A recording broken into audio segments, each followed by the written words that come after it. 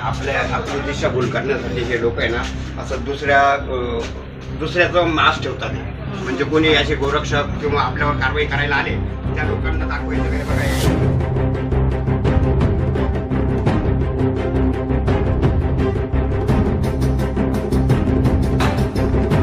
नाशिकच्या सातपूर परिसरातील कथित गोमांस विक्री प्रकरणानंतर आता केवळ संबंधित व्यावसायिकांवरच नव्हे तर प्रशासन आणि लोकप्रतिनिधीवरही प्रश्नचिन्ह उपस्थित केले जात आहे.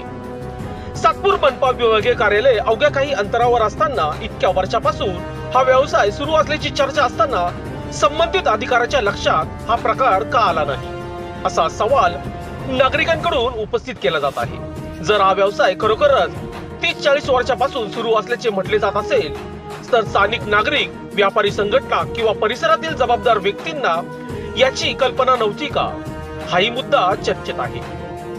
यापूर्वी या ठिकाणी कारवाई झाल्याची चर्चा आहे.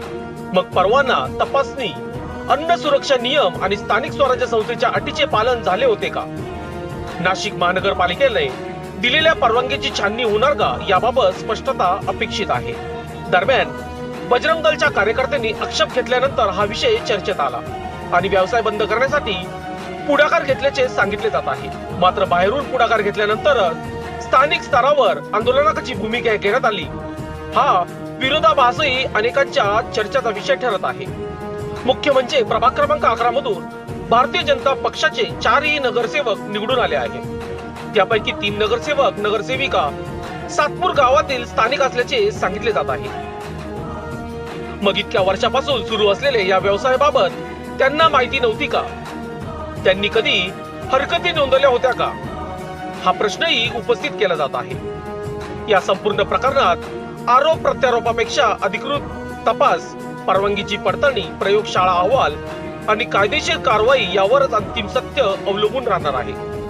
प्रशासनाने पारदर्शक चौकशी करून तथ्य जनतेसमोर मांडावी, तसेच कोणतीही अफवा पसरू नये यासाठी सर्वांनी संयम बाळगावा असे आवाहनही करण्यात येत आहे. लोकशास्त्र न्यूज साठी बंटी आढाव, सातपूर.